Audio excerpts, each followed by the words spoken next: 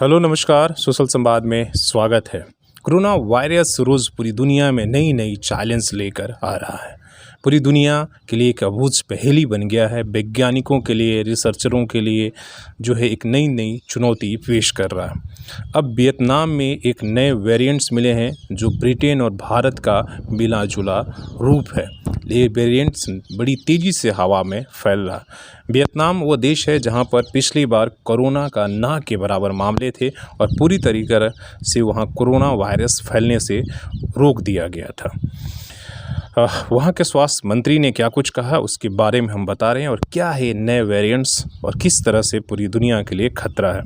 Britain, Brazil, दक्षिण Africa और भारत के बाद अब वियतनाम में भी कोरोना वायरस के एक नए वेरिएंट्स की पहचान हुई है। वियतनाम के स्वास्थ्य मंत्री बीएन टोंग लॉन्ग ने शनिवार को ये बताया है कि ये वेरिएंट्स ब्रिटेन और भारत का मिला जुला रूप है और हवा में बहुत तेज़ी से फैलता है। वियतनाम उन चंद देशों में था जहां पिछले साल कोरोना वायरस के फैलने से रोकने में कामयाब रहा था, लेकिन अब यहां कोरोना महामारी तेज़ी से फैल रहा है और इसे काबू करने में सरकार काफ़ी मशक्क़त कर रही है।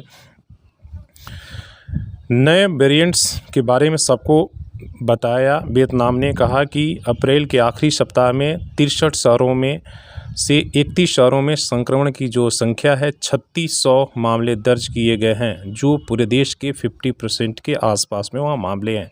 वियतनाम एक और समाचार एजेंसी रॉयटर्स के अनुसार वियतनामी स्वास्थ्य मंत्री ने कहा कि हमने हाल में संक्रमित हुए कुछ कोरोना पीड़ितों कि कोरोना वायरस के नमूने को सीक्वेंसिंग कराया गया, मतलब उस पहचान कराने के लिए।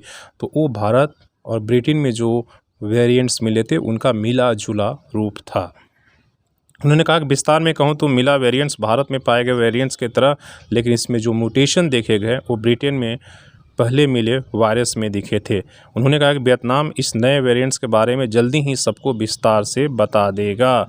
इससे क्या होगा कि वेरिएंट्स के बताने से सीक्वेंसिंग करने से वैज्ञानिकों के लिए और डॉक्टरों के लिए उस पर दवाई और टीका बनाने में आसानी होती है। इससे पहले वियतनाम ने कोरोना वायरस से कम 7 वेरिएंट्स वहाँ मिले हैं जिसका सीक्वेंसिंग किया गया और उसका number B1222, B1619, D614G, B117, B1351 ऐसे करके उन्होंने अलग अलग वेरिएंट्स का सीक्वेंसिंग किया है और ये पूरी दुनिया को उन्होंने बताया है। इसीलिए कहीं ना कहीं जिस तरीके से कोरोना रोज़ नए नए चुनौती पूरी दुनिया के सामने पेश कर रहा है, टीकाकरण और कई तरह की और भी उपाय होने के बाद भी ये वायरस अपनी चुनौतियों से लोगों को परेशान कर रहा है। इसलिए पूरी दुनिया को ये शक हो रहा है कि कहीं ना कहीं ये जो वायरस है वो अपने आप या प्राकृतिक रूप से नहीं फैला, बल्कि ये लैब से लीक हुआ और मानव निर्मित है।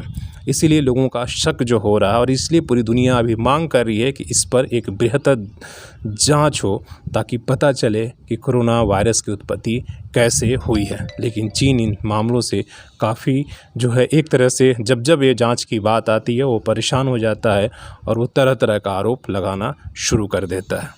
देखते हैं कि कोरोना की जांच होती है या सही सच का पता लगता है या नहीं, इसलिए कि इतना आसान भी नहीं है।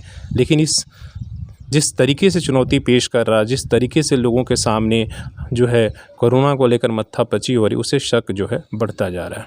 सोशल संवाद में अभी तक के लिए इतना ही। आप सोशल संवाद को सब्सक्राइब ज़रूर करें। धन्यवाद।